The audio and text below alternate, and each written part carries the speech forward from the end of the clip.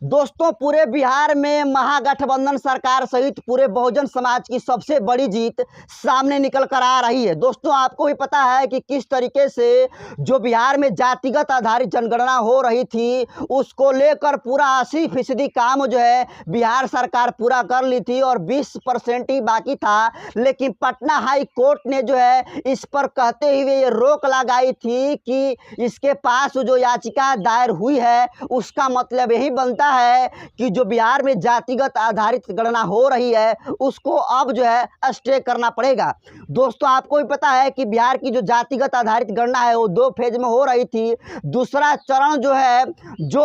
15 अप्रैल से लेकर 15 मई तक समाप्त होने वाला था और उसके बाद आउटपुट आने वाला था, लेकिन 4 मई को ही पटना हाई कोर्ट का जो है आदेश जारी होता है कि जो बिहार में जाति आधारित जनगणना हो रही है अब वो आगे नहीं होगी, क्योंकि जो याचिका ने अपने पीआईएल जो दाखिल किया है, जो याचिका दायर की थी हाई कोर्ट में, उसका मतलब यही निकलता था कि जो बिहार सरकार बिहार में जातिगत आधारित गणना करा रही है वो बिहार स्टेट को राइट्स नहीं है, अधिकार नहीं है कि किसी भी तरह से जो बिहार सरकार है वो बिहार में जातिगत आधारित गणना करा सकती है। ये जातिगत आधारित गणना कराने का काम जो है केंद्र सरकार का है, जिसके बाद जो पटना हाई कोर्ट है बिहार में लगभग 80% जनगणना जो हो गई थी उस पर स्टे लगा दिया था। लेकिन आज सबसे बड़ी बहुजनों की जीत हुई है और जो पटना हाई कोर्ट है वो जो है अलाउ कर दिया है कि अब जो है बिहार में जो है जातिगत आधारित जनगणना जो है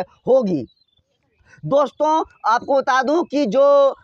याचिका दायर हुई थी उस तमाम याचिकाओं को जो पटना हाई कोर्ट है वो खारिज कर दिया था। लेकिन आपको बता देता हूं कि 2-3 ऐसी याचिका है जिसके बाद पटना हाई कोर्ट ने इस पर रोक लगाई थी और आगे इस वीडियो में बताऊंगा कि इसके फायदे और नुकसान क्या है। तो देखिए कि जो याचिका ने जो तर्क दिया था पटना हाई कोर्ट को, जिसकी वजह से रोक लगी थी, याचिकाकर्ताओं ने तर्क दिया था कि राज्यों को जातिगत गणना का अधिकार नहीं है, जबकि जो महागठबंधन सरकार है उसका तर्क था कि जातिगत गणना सबके हित में है। उसके बाद जो है याचिकाकर्ताओं का दूसरा तर्क था कि जातीय गणना से मूल अधिकारों का हनन होता है, जबकि जो सरकार का तर्क था वो उनका तर्क था कि सबके लिए विकास का काम होगा।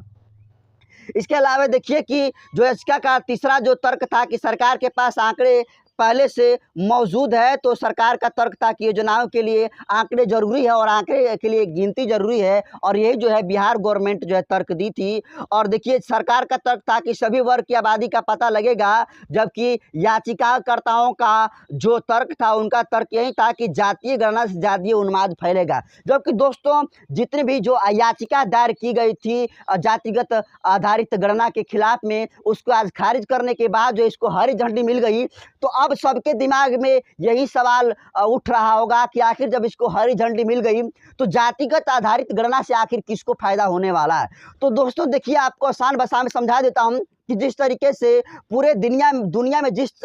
क्लासिफिकेशन के लोग हैं, जिस तरीके से एनिमल्स हैं, जैसे कुत्ता हो गए, बिल्ली हो गई, कौवे हो गए, शेर हो गए, बाघ हो गए, इनका पूरा का पूरा डाटा है कि ये इसकी कितनी आबादी है, उसकी कितनी आबादी है। इसलिए जो है बिहार में जितने भी जो है जाति के लोग हैं उस जाति के आबादी को पता चले, ताकि जिनकी संख्या जो कम है वो अपने आप को जो है अधिक रिप्रेजेंट कर रहे थे और वो एक बड़ी आबादी की हकमारी कर रहे थे, जिसके बाद जो है बिहार सरकार ने कदम उठाया कि जातिगत आधारित गणना होगी, तो इससे पता चलेगा कि कौन से जाति के कितने लोग हैं और उनको सही तरीके से जो योजना है उनके तक लाभ पहुंचाया जा सके। और देखिए कि दूसरा भाग जो है दूसरा फेज था जातिगत आधारित गणना का, वो पूरा ही होने वाला था, लेकिन बिहार स्टेट ने इस पर रोक लगा दी थी। और देखिए कि सबका कोड भी आ गया था, लेकिन अब हरी झंडी मिल गई है और बहुत जल्दी जो 20% काम बचा है जाति आधारित गणना का वो पूरा कर लिया जाएगा। और उसके बाद जो है ये शो करा दिया जाएगा आउटपुट में कि बिहार में जो है किस जाति के जो है कितने लोग हैं, और ये भी पता चल जाएगा कि किस जाति के लोग जो है किस जाति का सबसे ज़्यादा हकमारी कर रहे हैं ओवर रिप्रेजेंट के माध्यम से। तो बिहार सरकार का ये जो फैसला है ये जो है पूरे के पूरे जो आबादी है, जो बिहार सरकार के जो लोग हैं उनके बिल्कुल पक्ष में है और उनके हित में है, ताकि जाति पता चलेगी तभी जो है सही लोगों को जो है मुआवजा जो है दिया जा सकेगा। लेकिन दोस्तों, जिस तरीके से कुछ अल्पसंख्यक इस देश में रह गए उन पर भी टारगेट किया गया और एक बड़ी आबादी जो है इसके खिलाफ में थी और